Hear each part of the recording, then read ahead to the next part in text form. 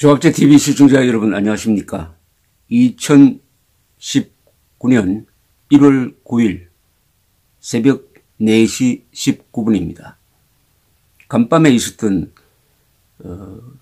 뉴스를 말씀드리겠습니다. 김정은이 지금 시진핑을 찾아간 것은 잘 아실 거예요. 어제 1차 회담이 있었습니다. 이것과 무관하다고 볼 수 없는 일이 지금 중동에서 벌어지고 있습니다. 지난 연말에 트럼프 대통령이 이 외교 안보 라인의 반대를 무릅쓰고 그리고 동맹국과 의논하지 않고 이 에르도안 터키 대통령과 통화를 한 직후에 갑자기 지금 IS와 싸우고 있는 시리아에 파견된 미군 2,000명을 신속하게 철수하겠다고 발표를 했습니다. 이게 미국과 동맹국을 뒤흔들었습니다. 여기에 항의하여 매티스 국방장관 그리고 IS 담당 특사가 사임을 해버렸습니다. 그래도 트럼프는 마티스를 성공적이지 못했던 사람이다 라고 악담을 하면서 이 정책을 밀어붙이려고 보니까 이게 중동 정세가 복잡하게 돌아가기 시작했습니다. 그리하여 지금 두 사람을 중동에 보냈습니다. 폼페오 국무장관 그리고 존 볼턴 안보보좌관을 보냈습니다. 이 볼턴이 이스라엘에 가서 이스라엘이 지금 불안하게 생각하니까 안심을 시키기 위해서 네타냐후 수상을 만났습니다. 이 네타냐후 수상은 가장 걱정하는 것이 지금 시리아에 파견된 이란 군대다.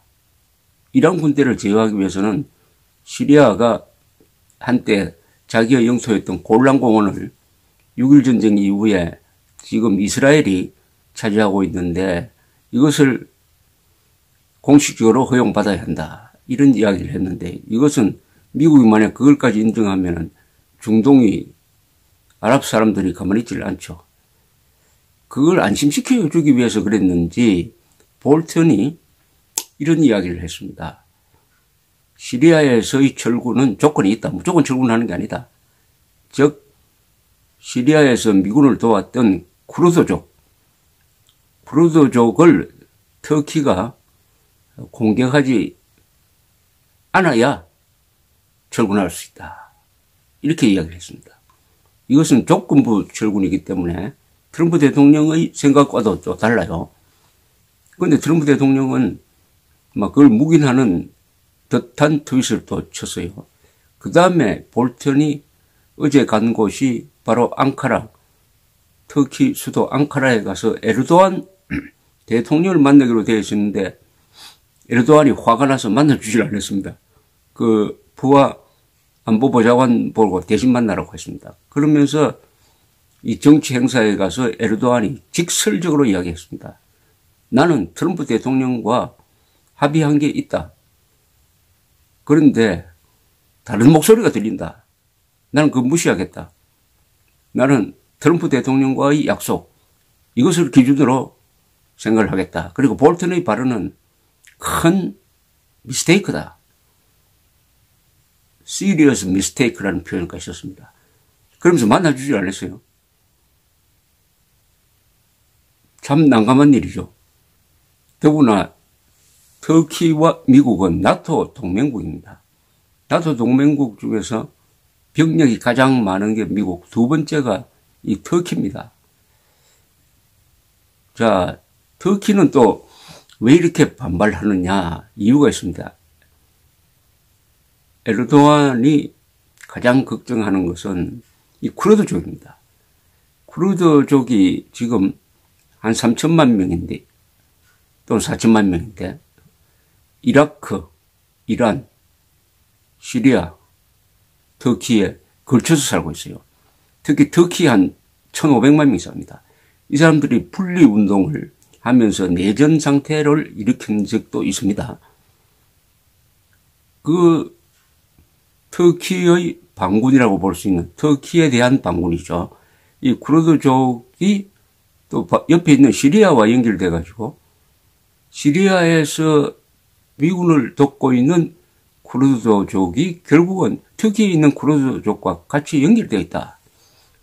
이렇게 보면서 터키는 지금 미군을 돕고 있는 쿠르드족을 핵심 세력을 테러 세력으로 규정을 하고 있습니다. 그래서 미군이 나가면은 터키 군대가 들어와 가지고 미군을 도왔던 쿠르드족을 지금 소탕할 판이에요.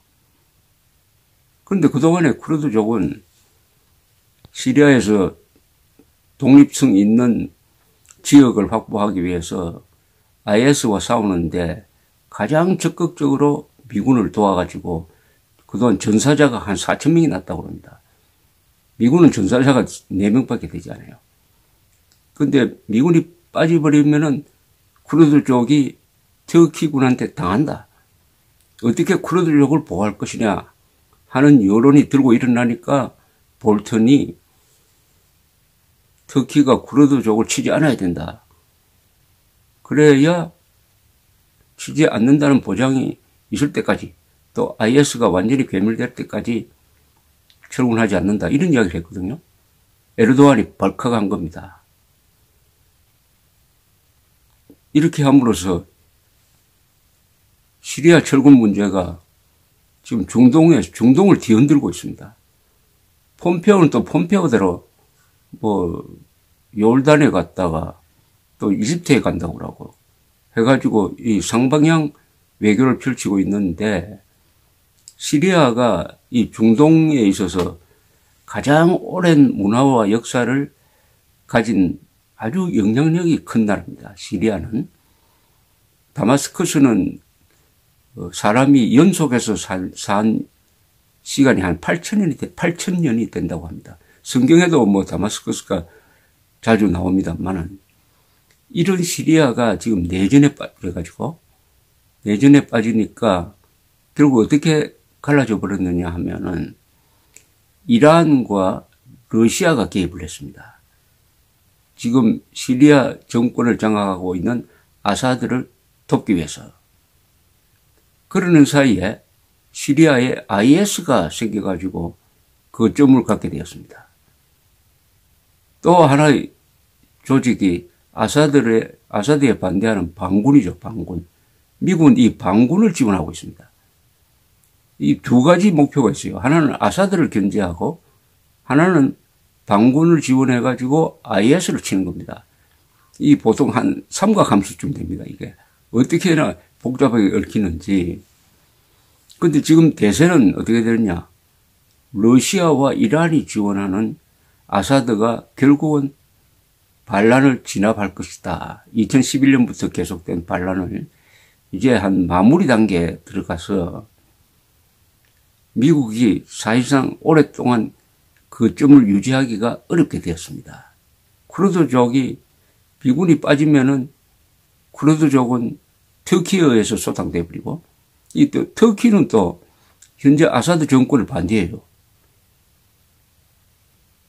이란과 지금 제일 영향력이 커진 게 이란과 러시아입니다. 그러니까 이란, 러시아가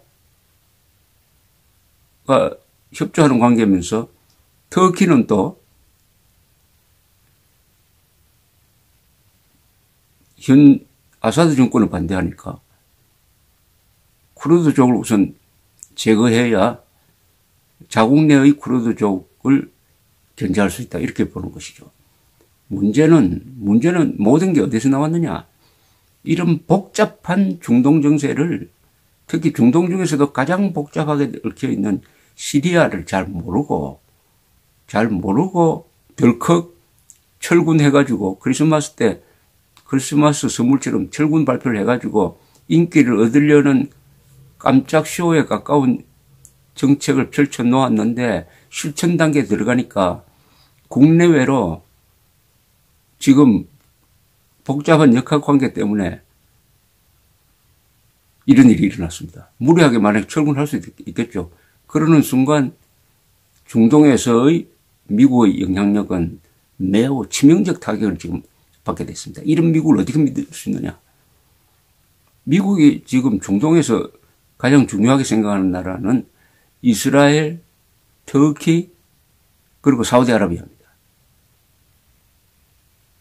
이란을 견제하기 위한 것이죠. 이란.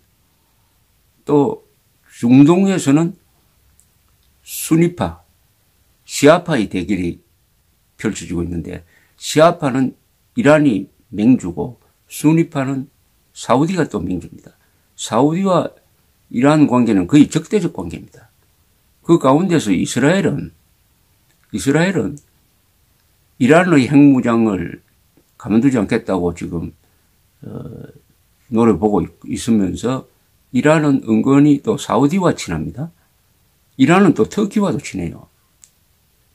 이러니까 이거 보통 뭐 단순한 한국에서 뭐 남북 대결이라든지 이런 정도의 생각 가지고 이 중동 정책을 펴다가는 안 맞습니다. 어떤 일이 벌어졌느냐 하면은 미군이 빠져나가겠다고 하니까 쿠르드족이 금방 그렇게 반대하던 아사드 정부군의 대화를 하자면서 자기들이 점령하고 있는 곳을 그동안 싸우던 정부군에게 넘겨주겠다. 그럼으로써 터키로부터의 공격을 막아달라는 이런 쪽 이야기를 금방 표변해버립니다. 그냥 하루아침에. 자, 이걸 통해서 트럼프의 외교 정책이 얼마나 위험하냐를 잘 보여주고 있습니다. 트럼프의 외교 정책. 문제는 이런 외교 정책을 펼 때는 시간이 걸리더라도 동맹국과 협의를 하고 해서 이렇게 가야 되는데 트럼프는 동맹국은커녕 전문 부서에 있는 외교 국방 라인과도 이야기를 제대로 하지 않습니다. 존 볼튼 씨는 상당히 강경한 사람인데 이 안보보좌관으로 들어가서는 제 역할을 하지 못하고 있습니다. 트럼프에 대한 영향력이 아주 약하다는 거예요. 잘 먹히지 않는다는 겁니다. 또 조 볼튼은 또 이 아주 개성이 강해서 그런지 또 관련 NSC 국가안보회의를 제대로 하지도 않고 해서 또 이 협업이 잘 안 된다고 합니다. 그러니까 볼턴은 여러 번 체면이 말이 아니게 된 경우도 있었습니다. 김정은과 트럼프 만나는 것도 볼턴이 반대했죠. 그래도 트럼프가 고집을 피우니까 결국은 주도권이 폼페오로 넘어가면서 볼턴은 싹 빠져버렸습니다. 볼턴은 지금 대북 정책에 주도적인 역할을 못하고 폼페오가 하고 있습니다. 자, 이런 식으로 일을 처리하니까 일은 저질러졌는데 이것을 수습하기 위해서 볼턴, 폼페오가 나섰는데 더 복잡하게 되어버렸다. 더 복잡하게 되어버렸다. 에르도안이 한 이야기가 아주 흥미롭습니다. 나는 트럼프와 합의한 게 있다. 왜 딴소리를 하느냐. 트럼프 대통령과 합의한 걸 기준으로 해서 정책 펴 나가겠다. 그러니까 수틀리면은 시리아로 쳐들어가겠다는 겁니다. 쳐들어가서 쿠르드족을 소탕하겠다는 겁니다. 만약 그렇게 했을 때 미국 여론이 어떻게 일어나겠습니까? 미국이 배신한 쿠르드족이, 미국에게 배신당한 쿠르드족이, 그동안 우리 편에 섰던 쿠르드족이, 우리하고 같이 피를 흘렸던 쿠르드족이 터키에 의해서 소탕당했다고 하면은 어떻게 되겠습니까? 국내외로. 이 외교 문제를 인기에 이용을 하면은, 국내 인기에 이용하면 어떤 일이 벌어지는 걸 잘 보여줍니다. 제가 요새 읽고 있는 책이 2차 세계대전 때 미국 대통령 프랭클린 루즈벨트의 전기를 읽고 있는데, 루즈벨트 대통령도 선거에 목을 매는 사람이었지만은 1942년 미국 중간선거가 11월 초에 있었는데 그 전에 연합군을 조직을 해가지고 북아프리카에 상륙하는 이른바 횃불 작전, 토치 작전을 계획을 하고 있었어요. 선거 전에 북아프리카에 상륙하면은 미국 여론이 열광하지 않겠습니까? 그럼 선거에 이기지 않겠어요? 그런데 이 작전을 계획하던 마샬이 와가지고, 마샬 육군 참모총장이 와서 이 준비 때문에 일주일을 늦춰야 되겠습니다. 라고 이야기합니다. 즉, 선거 후에 상륙작전을 하는 수밖에 없겠습니다. 하니까 루즈벨트 대통령이 한마디 클레임도 걸지 않고 그렇게 하라고 합니다. 그러니까 선거를 위해서 좋은 카드 하나를 스스로 버려버리는 거죠. 위대한 지도자는 또 정상적인 지도자는 이렇게 해야죠. 국내 정치용으로 지금 시리아 처분을 발표했다가 복잡한 상황을 만들어내고 지금 헤어나기가 힘들게 된 이 트럼프가 만약 김정은을 또 만난다면은 무슨 일이 벌어질 것인지 참 조마조마합니다. 감사합니다.